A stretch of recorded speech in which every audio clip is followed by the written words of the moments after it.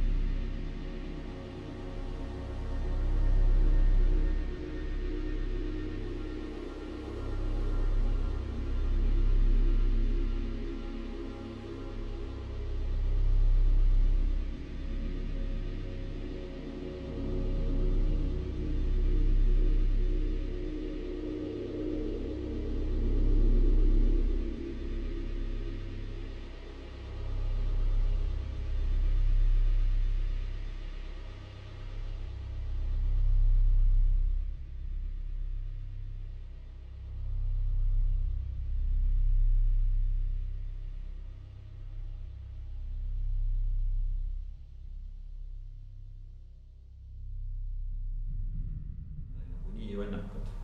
Kui tal on see mask ka taga, siis siis see on jälle see kivist jagu saamise moment on seal sees. Et see on kuskil, ma ei tea, see on mingisugune tomk kuskil konstruktori alateadvuses, et tast tuleb jagu saada.